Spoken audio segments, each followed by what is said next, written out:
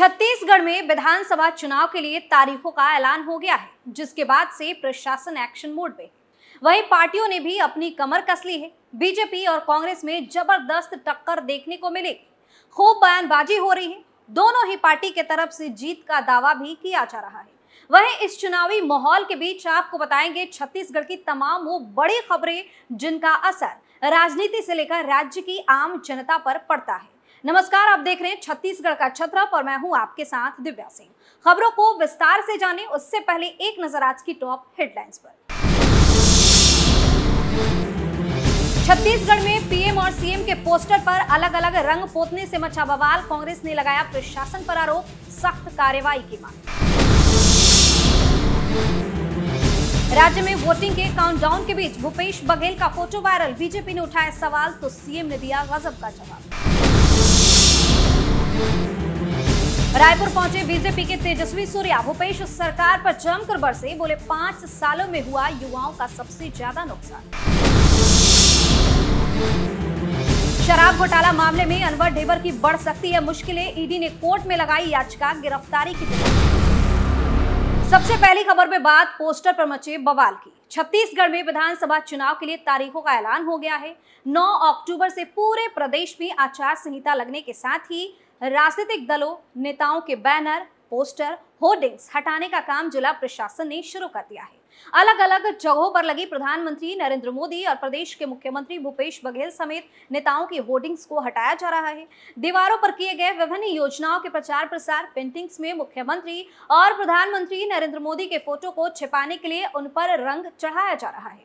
ऐसे में छत्तीसगढ़ के दंतेवाड़ा जिले में भी जिला प्रशासन की टीम इस काम में बखूबी जुट गई है। लेकिन यहाँ नरेंद्र मोदी के चेहरे पर सफेद रंग और मुख्यमंत्री भूपेश बघेल के चेहरे पर काला रंग पोते जाने से कांग्रेसियों में बवाल मच गया है। यानी कि कांग्रेसियों ने इस पर जमकर नाराजगी भी जताई है, साथ ही इसके लिए कार्रवाई की मांग की है। उन्होंने आरोप लगाया है कि जानबूझकर इस तरह की हरकत की गई है, जिसके लिए प्रशासन के अधिकारी और कर्मचारी पूरी तरीके से जिम्मेदार है। कांग्रेस ने इस पर प्रशासन का भेदभावपूर्ण रवैया बताया है। दरअसल दंतेवाड़ा जिले के गीदम नगर पंचायत क्षेत्र के वार्ड नंबर 13 और हारम ग्राम पंचायत में अलग अलग जगहों पर, खासकर दीवारों पर छत्तीसगढ़ की कांग्रेस सरकार और केंद्र सरकार की योजनाओं की पेंटिंग्स बनी हुई है। साथ ही कुछ होर्डिंग्स भी लगे हुए थे, जिसमें प्रधानमंत्री नरेंद्र मोदी और मुख्यमंत्री भूपेश बघेल की तस्वीर लगी थी। आचार संहिता लगने के बाद गिदम तहसीलदार आशा मौर्य समेत नगर पंचायत के कर्मचारियों की टीम एक्शन मोड में है और एक सिरे से प्रधानमंत्री और प्रदेश के मुख्यमंत्री की होर्डिंग्स को हटा दिया गया है। वहीं पीएम मोदी की तस्वीर पर सफेद रंग लगाकर छिपाया गया, जबकि सीएम भूपेश बघेल की तस्वीर वाली पेंटिंग पर काला रंग पोत दिया गया। ऐसे में जब इस मामले की जानकारी गीदम नगर पंचायत अध्यक्ष और कांग्रेसी नेता साक्षी रवीश सुराना को मिली तो उन्होंने इसे प्रशासन का भेदभावपूर्ण वाला रवैया बता दिया और इसका विरोध भी किया। उन्होंने कहा कि आचार संहिता लगी है, नेता भी सहयोग देंगे, तस्वीर होर्डिंग्स को हटाना प्रशासन का काम है, लेकिन मुख्यमंत्री के चेहरे पर काला रंग पोतना यह कृत्य सरासर गलत है। इसकी जगह प्रशासन अन्य किसी कलर का इस्तेमाल कर सकती थी, लेकिन प्रधानमंत्री और मुख्यमंत्री के चेहरे को छिपाने के लिए अलग अलग कलर का इस्तेमाल करना यह प्रशासन का भेदभावपूर्ण रवैया है। जिसने भी ये काम किया है उस पर कार्रवाई होनी चाहिए। इधर इस मामले में गीदम तहसीलदार आशा मौर्य का कहना है कि उन्हें इसकी जानकारी नहीं थी कि अलग अलग कलर लगाया जा रहा है। जैसे उन्हें जानकारी मिली, ऐसे में उन सभी बैनर पोस्टर को हटाने के निर्देश दिए गए हैं। साथ ही दीवारों पर सीएम के चेहरे पर लगाए गए काले रंग को दूसरा कलर लगाने का भी निर्देश दे दिया है। दूसरी खबर में बात सीएम भूपेश बघेल के वायरल तस्वीर की।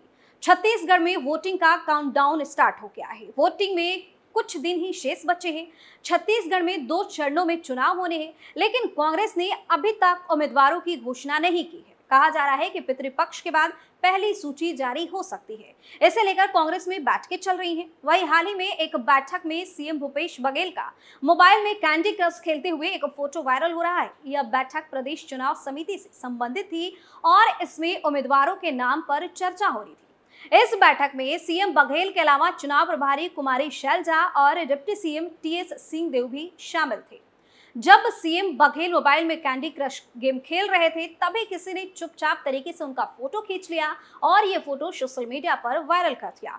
फोटो वायरल होने पर बीजेपी ने सीएम भूपेश बघेल पर सवाल उठाए हैं और तंज कसते हुए बीजेपी ने एक्स यानी ट्विटर पर लिखा है कि कितनी भी मत्थापच्ची कर ले सरकार तो आनी नहीं है, इसलिए कैंडी क्रश खेल रहे हैं।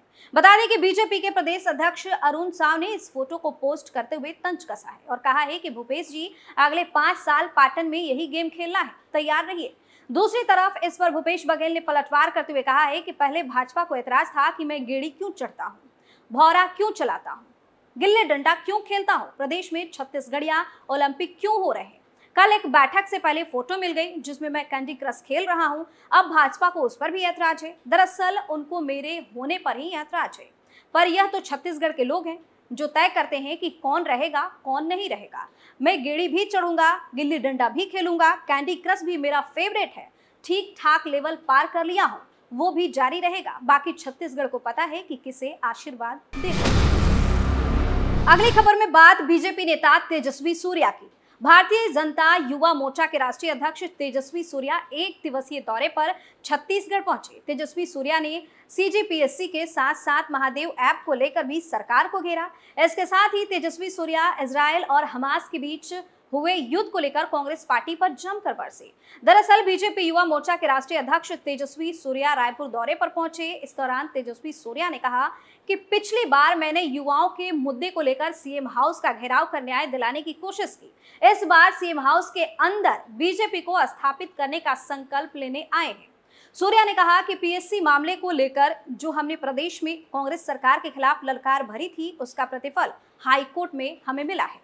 सीजीपीएससी घोटाले को लेकर सूर्या ने कहा कि बीजेपी शासित राज्यों में इस तरह का घोटाला नहीं है। उन्होंने कहा कि जब कोर्ट का फैसला आता है तो वह देश प्रदेश में 100% लागू होता है।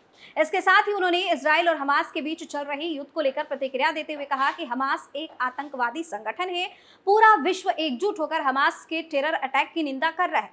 ऐसे संदर्भ में भी कांग्रेस पार्टी अपने CWC के रेजुलेशन में अपने वोट बैंक पॉलिटिक्स की वजह से इसकी निंदा नहीं कर पा रही।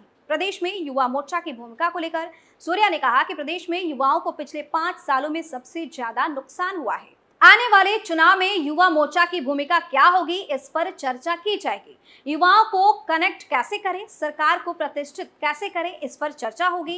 इसके साथ ही छत्तीसगढ़ में महादेव ऐप को लेकर तेजस्वी सूर्या ने कहा कि इस पूरे सिंडिकेट में गलती जिसने भी की है वह प्रदेश स्तर पर हो या राष्ट्रीय स्तर पर, ऐसे लोगों को बख्शा नहीं जाएगा। जीरो टॉलरेंस पॉलिसी जो मोदी सरकार लेकर चल रही है वह सभी के ऊपर लागू होगी।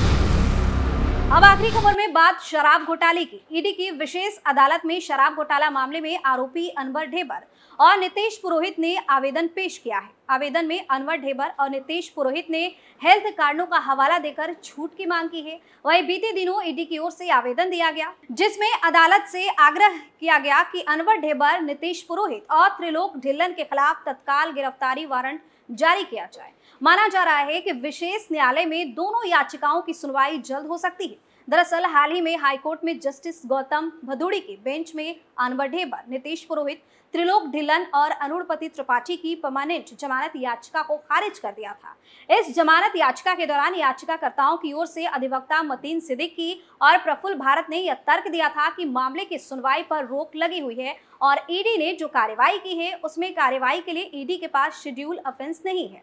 वहीं ईडी की ओर से विशेष लोक अभियोजक डॉक्टर सौरभ कुमार पांडे ने जमानत याचिका का विरोध करते हुए तर्क दिया था कि किसी ऊपरी अदालत ने ECIR को रद्द नहीं किया है। उन्होंने कहा कि शेड्यूल ऑफेंस के लिए मामला विचरण में है।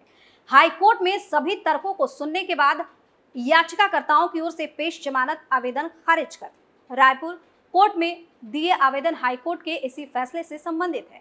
बता दें कि नियमानुसार जमानत याचिका खारिज होने पर आरोपी को अदालत के सामने आत्मसमर्पण करना होता है, क्योंकि ईडी के प्रकरणों में सक्षम अदालत ईडी स्पेशल कोर्ट ही है।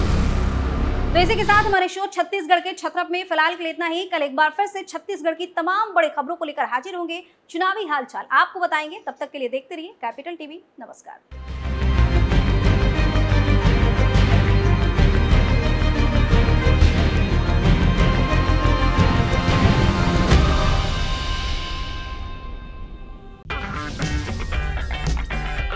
अगर आपको हमारा वीडियो पसंद आया हो तो इसे लाइक करें, हमारे चैनल को सब्सक्राइब करें और हाँ, बेल आइकन दबाना ना भूलें ताकि आप तक हमारे वीडियो की नोटिफिकेशन पहुंचती रहे। आप अपना सुझाव हमें कमेंट बॉक्स में दे सकते हैं। हमारे साथ जुड़ने के लिए शुक्रिया।